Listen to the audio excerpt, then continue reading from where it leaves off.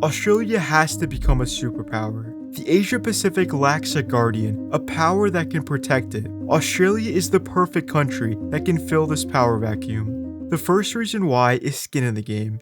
Australia is located within the Asia-Pacific. It has a personal stake in the region. Every geopolitical action Australia takes will in turn affect it in some way. Historically, superpowers have a proclivity to order countries around, sometimes telling them what government they should have. No matter what happens, they will almost never be affected by their policies. But the people over here, they will. One bad decision, one regime change can set the region on fire. We see what those consequential decisions have had in the Middle East. Asia too has its history of regime changes, stretching back to the Cold War. Having to personally share in the risks and consequences of a decision is a welcome change from history. If Australia did become a superpower, it couldn't just regime change, say Papua New Guinea, without other nations taking notice. They would distance themselves from Australia. But skin in the game isn't enough. Reason number 2 has to do with Australia's outlook towards the world, and it's the reason I find most compelling. Australia's outlook towards the world is one of collective prosperity. A rising tide lifts all boats. It's not just about prosperity for your own country, but for the region. And this is emblematic in the way in which Australia conducts itself. Australia invests politically, economically, and militarily in Southeast Asia and the Pacific. And it doesn't do these things in a predatory way, but rather one of genuine desire to help. Australia sees partners, not vassals. Throughout the Asia-Pacific region, we see that clearly. Even countries that are closer to China would agree that Australia has been an indispensable partner. That predisposition to work within systems leads us to our next reason, alliances. Australia is a fervent believer in coalitions and consensus. Its security runs through a network of alliances. ANZUS, AUKUS, Five Eyes, just to name a few. This creates the mindset of, we don't project power alone, and we work within a democratic system. Australia is a firm believer of multilateralism, the belief in working together to solve problems through institutions. In its region, Australia is an active member of APEC, advocating for trade, the PIF, focusing on regional security, and a dialogue partner in ASEAN, engaged in various initiatives. Australia is well connected throughout the whole region. We see how both having skin in the game and Australia's particular mindset towards the world are perfect ingredients for superpower candidacy. Australia's more global role is also needed for another reason: the US's retreat from the global stage. The US under Donald Trump seems more interested in cutting deals with whomever than preserving the international order. Of course, Trump's movement has been clear about the ills of globalization and the need for an America First policy. But the first year of a second term has introduced a new fear: uncertainty. Uncertainty on if the Asia-Pacific can rely on the US. And sure, the US has helped Australia fortify its northern territory and helped in other numerous ways. And probably the US will always keep a close relationship with Australia due to its indispensable military bases. But that uncertainty is always there.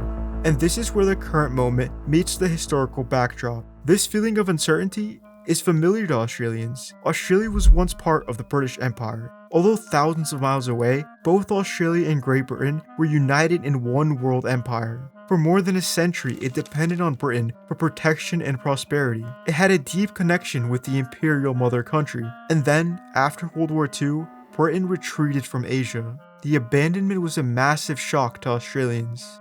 Australia was now alone in the world. It was once connected in a vast world empire, and now it was effectively isolated, confined to this one island, forced to fend for itself. It didn't take long for Australia to look for another security partner.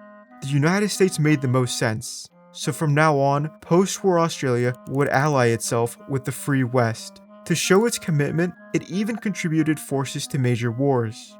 Ever since then, the US and Australia have been close allies. Now, history seems to be repeating, as the USA, like Britain before, is retreating from the world. This gives a whole new meaning to Australia must become a superpower.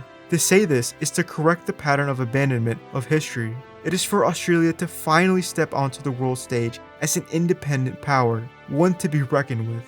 If it seems the winds are moving in the direction towards Australia becoming a superpower, you're right. The world is changing at a rapid pace. Chaos consumes the world as we enter a period of change, where the new world isn't made yet. The old hasn't died off yet either. The multipolar world seems inevitable. And this is the next reason why Australia will become a superpower.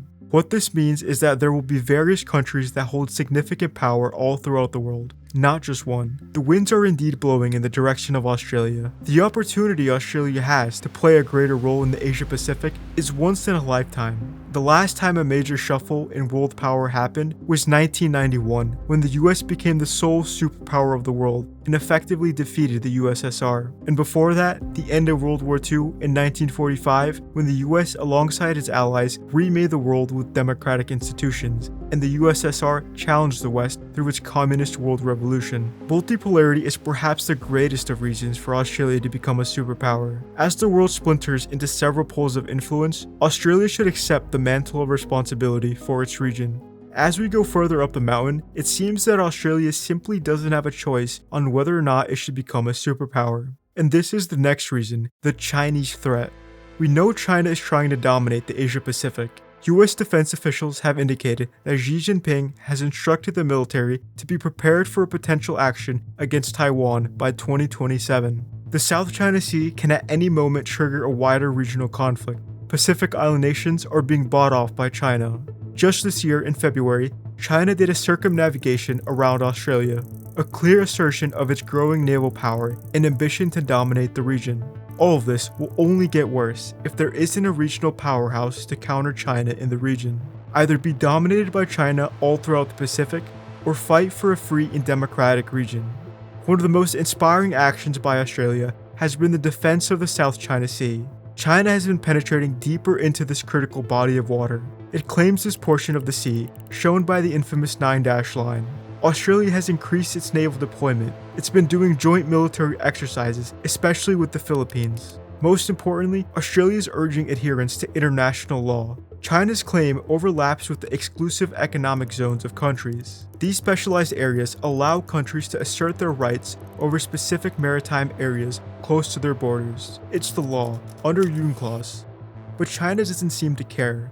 They claim this area on historical grounds. Australia's increasing role demonstrates its deep belief in international law, in a free and open Asia-Pacific. This feeling of urgency is perhaps the greatest catalyst towards action, and China may give Australia no choice but to reach for primacy.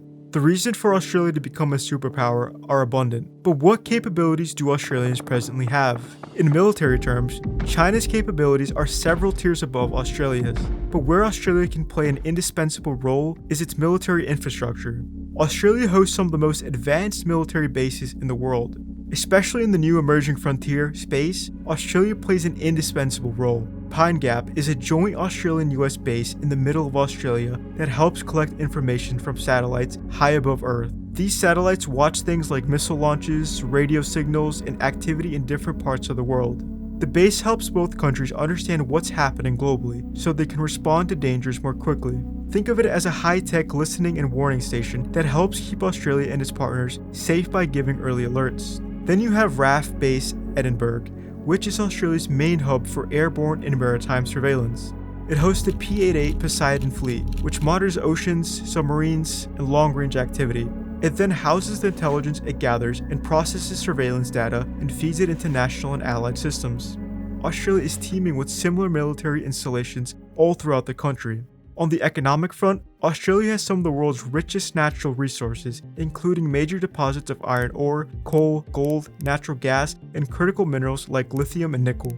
These resources make Australia a key supplier for global industry and energy markets. Combine this with the fact that Australia is in a position to become an important part of the global semiconductor industry, and you see how Australia could play a global role in international affairs. There are hurdles, of course, like how Australia is unable, like most of the world, to process these rare earths. They export them to China, who has a chokehold on processing and refining rare earths. The perception of an Australian superpower can also be seen as neocolonialism. Australia also appears to be speaking for, rather than with, Southeast Asian nations sometimes. This perception can undermine its influence and soft power. The other problem is that of leadership. Although Albanese has a 47% approval rating, he also suffers from plenty of criticism.